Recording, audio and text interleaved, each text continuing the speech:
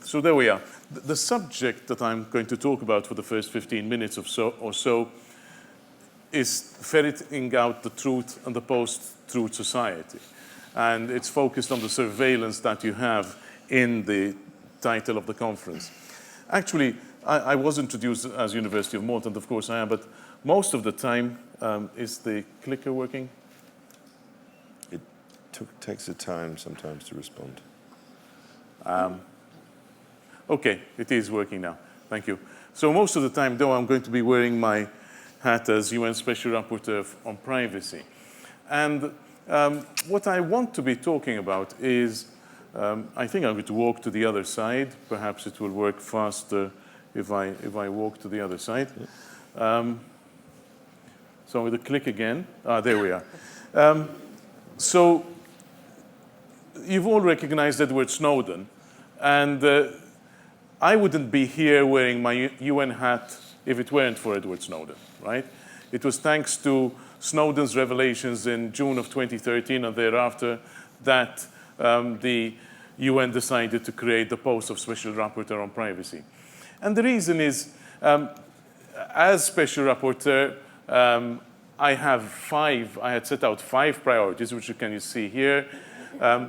Big data, open data, health data, personal data held by corporations. Security and surveillance is only one of the priorities I'm talking about today. We've added, this was tweeted this week by the International Conference of Data Protection Commissioners, the 6th priority we're tackling, which is privacy and children. But this is basically just to tell you what we do, but I'm not going to talk about 5 of them. I'm just going to talk about surveillance. Our friend and colleague Peter Swire, who was here in Malta last year, has described this as being the golden age of surveillance, right? And the reason is, of course, that most of us, unlike 30 years ago, are always online, right? We're online inside, we're online outside.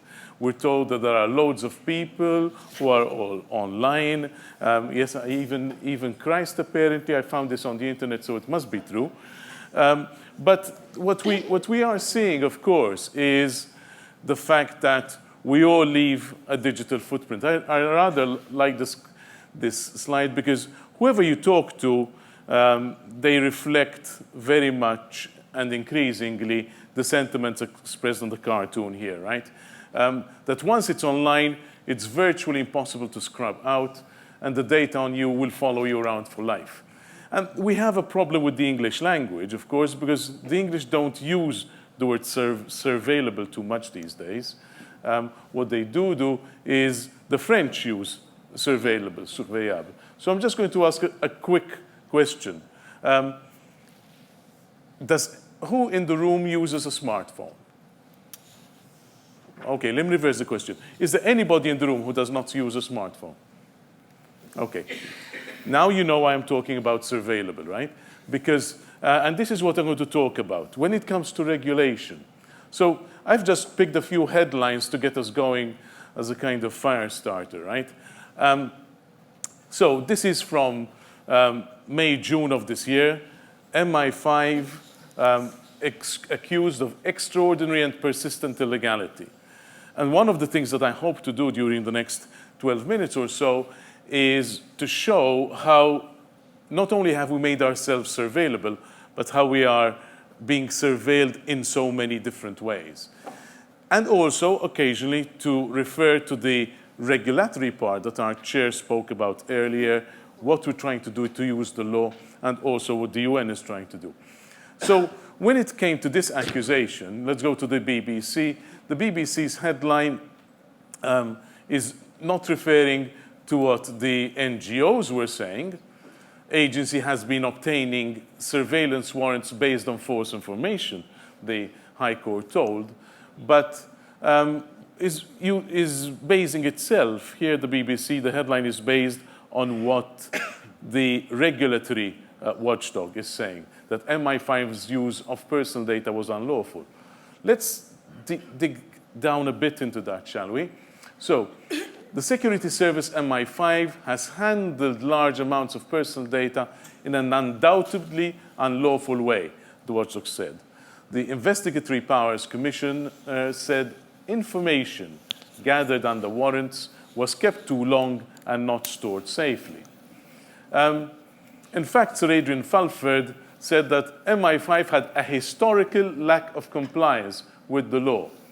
And in a ruling that was revealed during the court case, he said the security service would be placed under greater scrutiny by judges when seeking warrants in future. This is polite English for telling them that they're going to really have to pull their socks up, because otherwise he's not going to give them any more warrants to carry out interceptions. You should know that this was in the context of MI5 having found out that they had petabytes of data which they didn't know about, or they couldn't manage properly, right? So Sajid Javid, who, as you know, is the minister responsible, admitted that MI5 committed serious safeguard breaches. He also admitted that when he was informed in April of this year, the commissioner said quite clearly, they should have told me earlier, because this was one of the criticisms which has been leveled at the Secret Service, that they should have told the commissioner earlier about the problem. I can update you now, as you can see, because earlier this week we organized an event in London where we had all the intelligence service and the oversight agencies together, and in fact, the immediate and substantial steps to comply with the law seem to have satisfied Sir Adrian Fulford. At least that's what he was telling me the day before yesterday. This is nothing new, though, right? For those of you who keep up with this kind of information would know that the UK's own Investigatory Powers Tribunal had found that the UK security agencies had been unlawfully collecting data for 17 years, a judgment which incidentally was later confirmed in at least one decision of the European Court of Human Rights last year. However, let's move on. Let's move on and let's look at what's been happening too.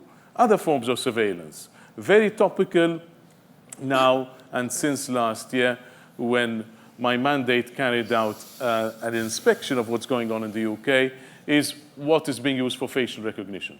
So basically, the Metropolitan Police, it has been found, gave images of people. Now, King's Cross Station, for all of you who have been to there, is actually run by a private consortium. And they found out that images were given to test there without any form of safeguards. Yet something else, right? So yet another dimension. Where is your data going to, right? So this is the latest that has come out over the last week. Up to 1 million New Zealand patients' data breached in criminal cyber attack.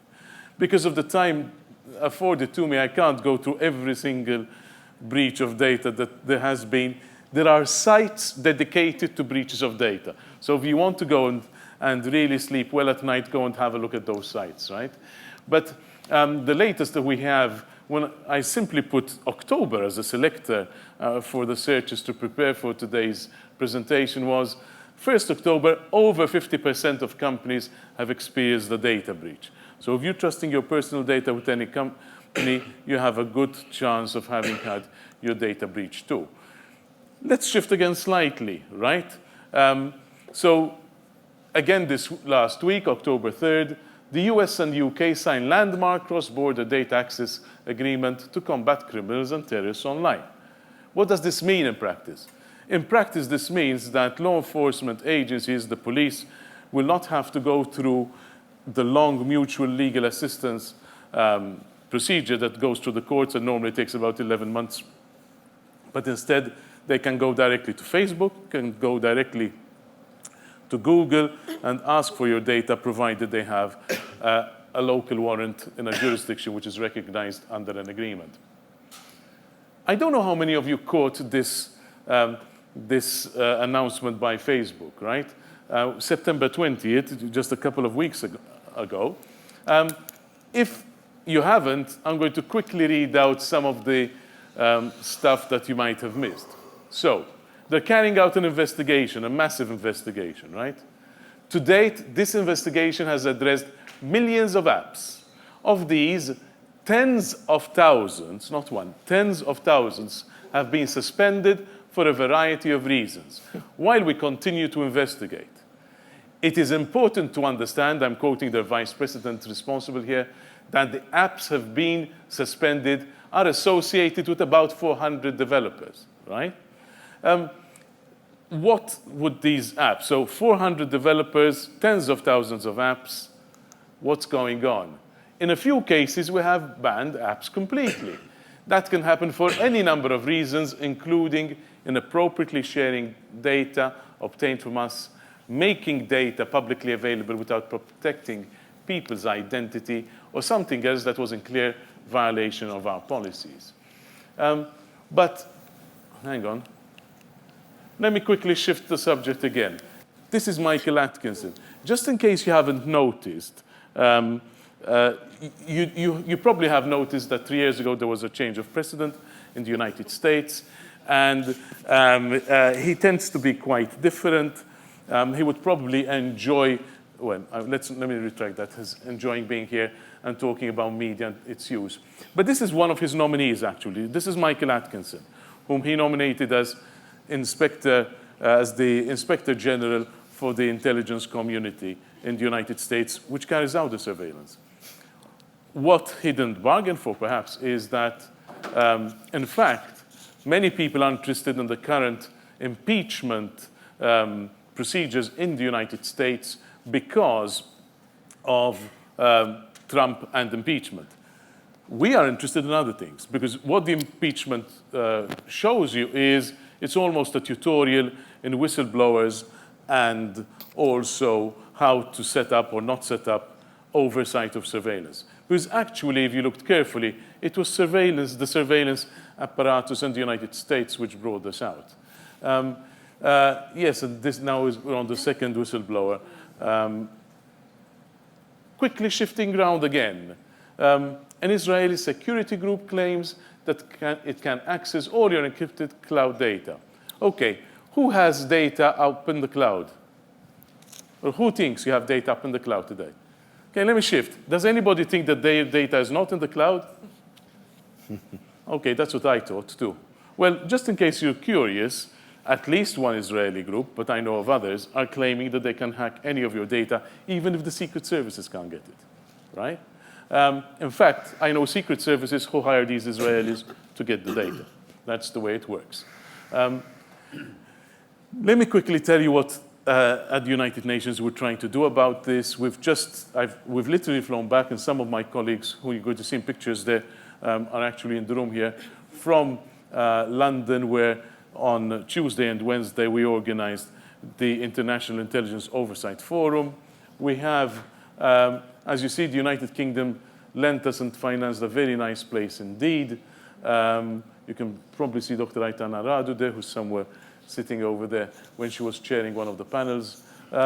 This actually brought together most of the oversight agencies and parliamentary committees in the world. So when we're talking about regulation, right, we're also looking at least two ways of trying to control this, okay?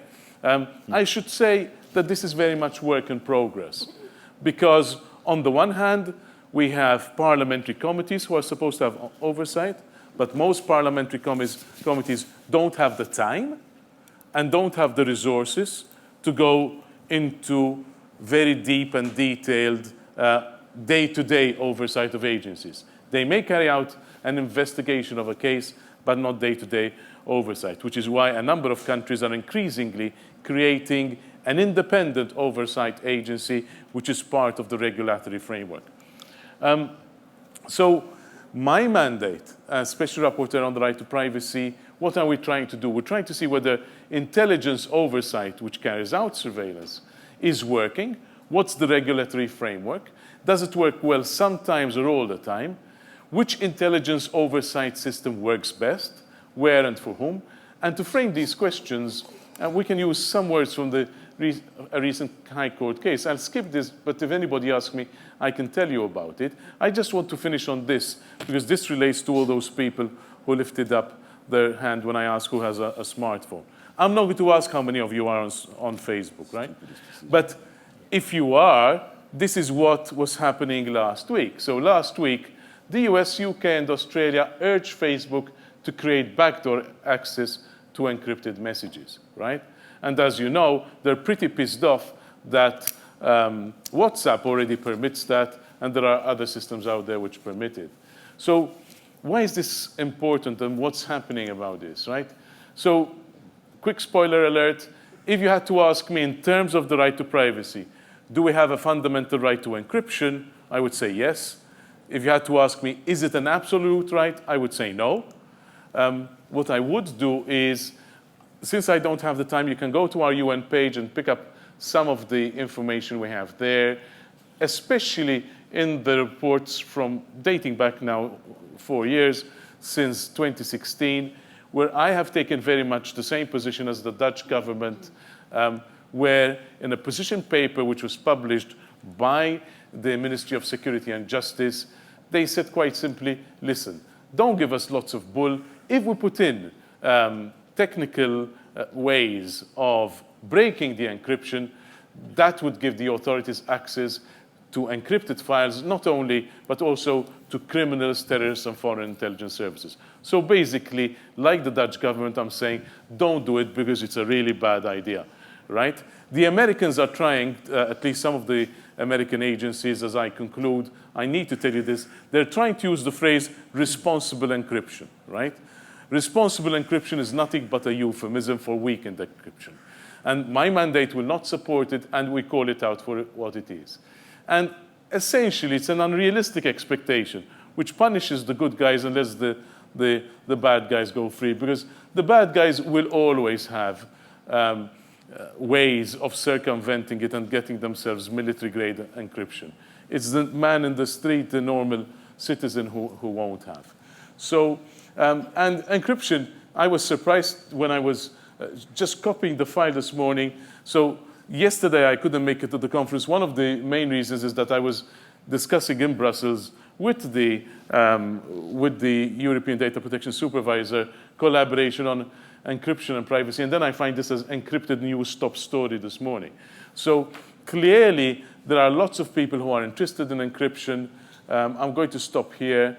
Thank you very much for your attention. I'm sorry I've had to rush through a bit, but I hope that the regulatory aspects of what we're doing will come out also through the contributions from the panelists on the floor. Thank you. Thank you, Joe. So you heard a fairly compelling picture of all of the threats to our privacy that exist, and in some respects the role that law enforcement and official intelligence agencies play in this.